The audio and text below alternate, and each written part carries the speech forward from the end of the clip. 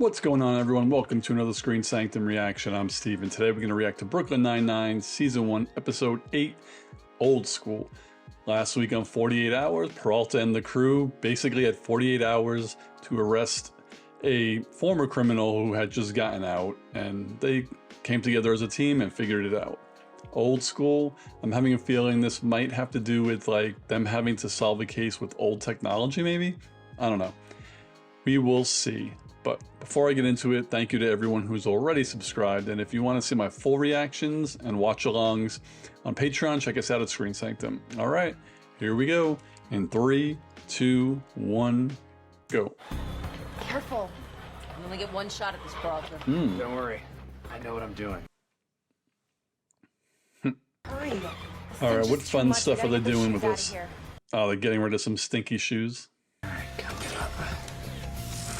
It's trapped. Abort mission. Oh my god. That's funny. Shoes to hell. Oh god. Oh, what's he gonna wear for the rest of the day? Smells worse than before. I am early because Jimmy Brogan is here today. Why do you care so much about some old reporter?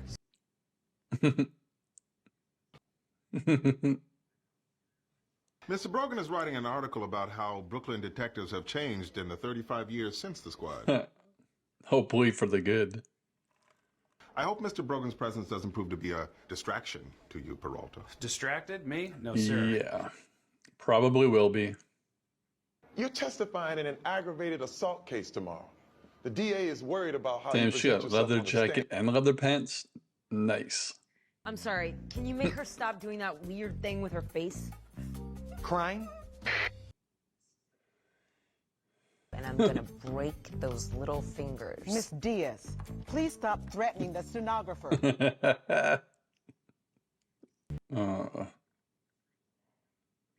This guy's nuts. Literally an ashtray.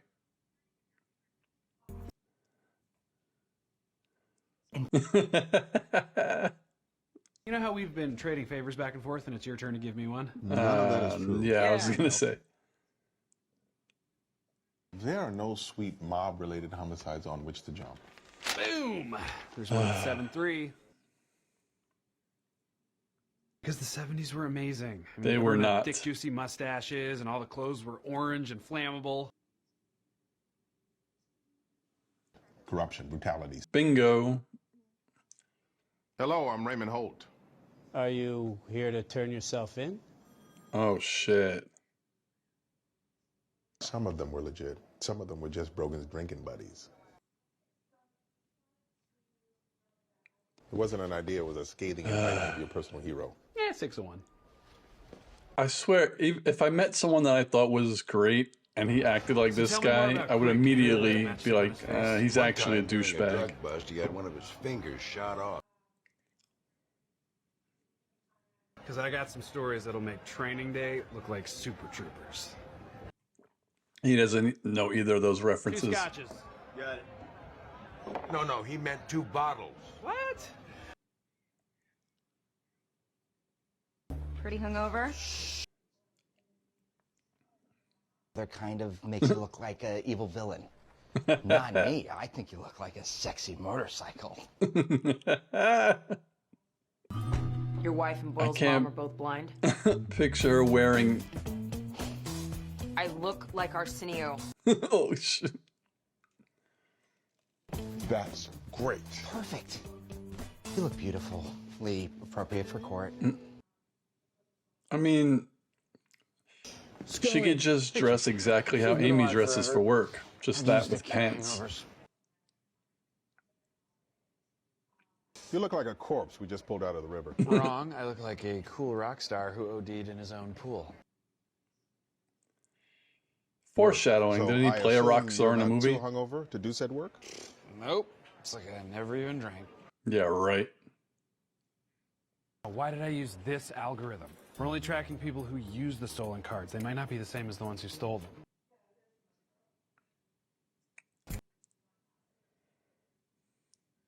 I'm glad you could be here for this.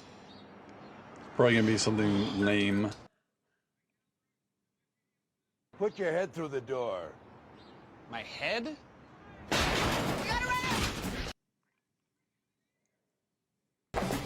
Oh, nice job. Yeah. Good job. Oh, I'm never drinking again. You know, I was gonna take him out myself, but ladies first, so. You are one of the Good last few job. good cops fighting against the rising tide of hairbags. Come out looking real good, especially after our talk in the bar. So many good quotes, especially about Holt. Oh no. Detective Diaz, it's always a pleasure to see you. Isn't that good? The lawyer's at Slimeball Grundhaven. Same guy from the flashbacks. Would you please? To be perfectly candid. Most of his cheek was caved in. His head was... Perfect teeth too. Brogan just sent me the quotes he's gonna run. I slammed Holt like 50 times. Holt cares more about catching clerical errors than catching bad guys. That's not even a word. What were you thinking? We were just hanging out, being old school.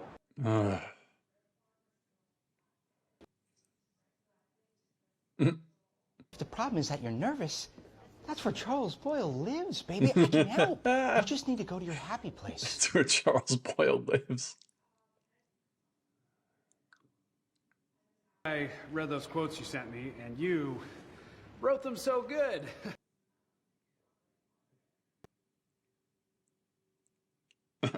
All right, I will talk like a man. You got me drunk and took advantage of me. Oh, come on.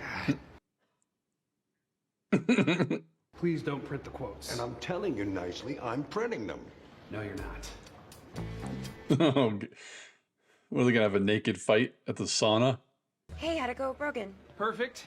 Except I punched him in the face and made everything a billion times worse. Oh my god.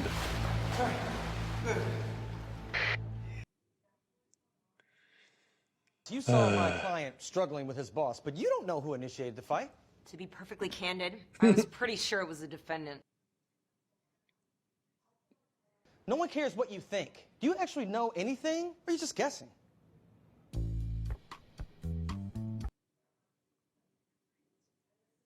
Ooh. I'm certain. And I'm happy to tell you why. She went to her happy place. Jimmy Brogan? What were you thinking? I was thinking that I needed to protect this precinct. Yeah, Reporter, while drunk protect and it insisting he from recorded me. yourself. Done it. Unbelievable. Every time I think you might make a decent detective, you go and pull something like this. Ugh. He assaulted Jimmy Brogan. Yeah, but that caveman kind of had it coming, don't you think? He didn't tell you. Tell me what? Never mind. If Jake didn't tell you, he must have had a reason. It's not my place. I thought you and I were close. Oh, he's No, good. you're manipulating me. He's good. I know that Holt is a stickler, but he's actually a really good cop. Don't worry about it. We're friends. You don't have to stick up for that homo. Oh, come on. Thank you, Santiago. That'll be all. All right, well, that makes it a lot better. They really framed it poorly before. Diaz, you did it. They found him guilty on all charges. So, where's your happy place? I'm in a cabin in the middle of nowhere. Slimy defense attorney. And I'm beating the hell out of him.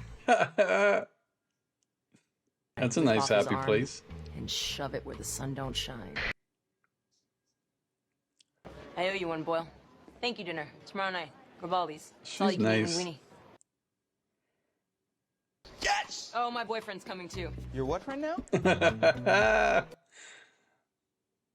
She's still nice. You can ignore that garbage, Santiago. Jimmy Brogan wouldn't know a legit cop if he punched him in the face. Yeah. Well, guess I'm done with this. Took you long enough. Yeah, blow it up.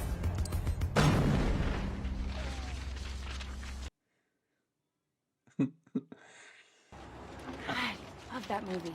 Die Hard. Nice episode, nice episode. Really embodies a lot of the stuff that actually goes on everywhere, no matter what industry you work in. Even when it comes to like pop culture and fan stuff, people always say it's not the same as it used to be. Star Wars is fun. It's not like it used to be. Star Wars fans are fun. Marvel was fun. DC was fun back in the day. Like, it goes on and on and on. So it doesn't only have to do with the police department. But in the case of this episode, 70s, as Holt stated, were not a great time in the New York Police Department. Like, they weren't. The 70s and 80s were terrible. There were plenty of documentaries on it. So it's wild that just based on a novel that Peralta really, really envies this guy and the way the police department used to be back in the day.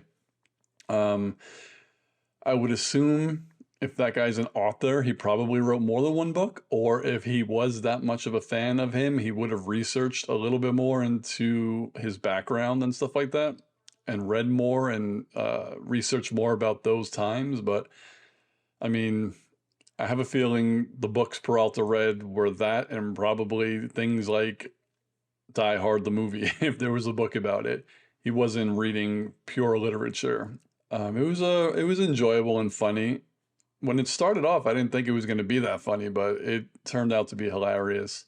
Rosa, I think she's morphing into my second favorite character. Oh my God, what accent did I just fall into? There are plenty of characters on shows that do deadpan, like April Ludgate on Parks and Rec. And there are also obviously many more, but they're not all great. Sometimes you'll see someone do it and you'll say like, oh, she's trying to be Aubrey Plaza, stuff like that. This, I think, might have come out around the same time. It says 2013, but I'm watching this and at no time do I ever say that, this character is trying to be April Ludgate or they're the same character. Like, they do deadpan totally differently. I like how she's so serious when it comes to like pretty much everything, but she's not really that stubborn, I mean, clothes, I think everyone's like that. When you have to put on something that's out of your comfort zone, you don't want to do it. Like, she has a style, but you also know that if you're going to be testifying, you have to, I hate using the term dress appropriately, because I feel like you should be able to wear anything you want as long as you're comfortable anywhere. But I guess when it comes to testifying, you should not be wearing leather pants, leather jacket, and leather shirt. I really love that her happy place fit her personality so well. Not that she's a violent person where she will like be a bad cop and like just beat on someone for no reason, but she like internalizes things, and it's kind of like her fantasy that that guy was actually a douchebag lawyer to her. Like, he wasn't acting right either. So instead of lashing out on the stand, she did what Charles said, came to her happy place, and in her mind just kicked the absolute shit out of him. And that was pretty funny to me. And to cap it all off, it was really nice that, she shows that she appreciates them because they helped her get through that. And she invited Charles out to dinner, even though she said it's with her boyfriend, but still, she didn't have to do that. I feel like it's more, I don't want to say personal, but if there are two people and I am like, hey, let's get lunch, and it's just me and you, that's cool, we're friends, If I have a dinner with my girlfriend and they also invite you out, I feel like it's a closer relationship. Typically, you wouldn't just invite anybody out if you're going out with like your significant other. So if she really is going out with her boyfriend and invited Charles, I think that means a lot for them as far as their friendship relationship. Because I really think she truly does consider Charles a friend, even though she like teases him and bullies him a little bit. But it's not like a sexual bullying. It's more like a little brother. So that's cool. Amy's great, as always. She's funny. She's growing on me as well. Not that I say growing on me because I'm only in like the first part of the first season, but I'm enjoying her character. She's really funny and she does her job very well. But still, Holt is my absolute favorite.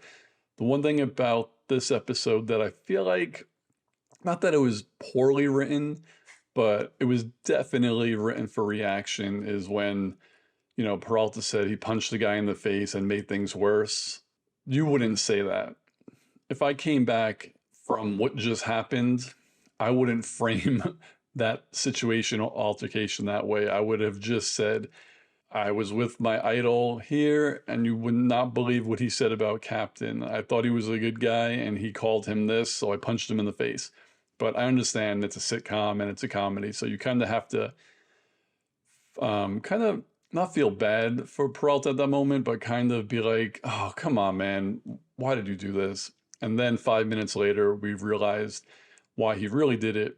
He was sticking up for him, which was commendable, and that's what anyone should do if someone says that about your boss or your friend or somebody close to you. So here we are at the end, and I really enjoyed this episode, and I can't wait to watch more. The season one, I feel like is, for a season one, kind of great to me. I don't know what you all think if you've seen the whole series. Do you think season one was like the best season or one of the best seasons? Do they all get better or some worse? But I'm just curious. So you could tell me down below. Just let me know. I'm just curious to what everyone has to say. So what did you all think of this episode? What do you think of my reaction? Like, subscribe, and hit the notification bell. And check me out on Patreon for all my full reactions and watch-alongs. And I'll see you on the next video. Peace, guys.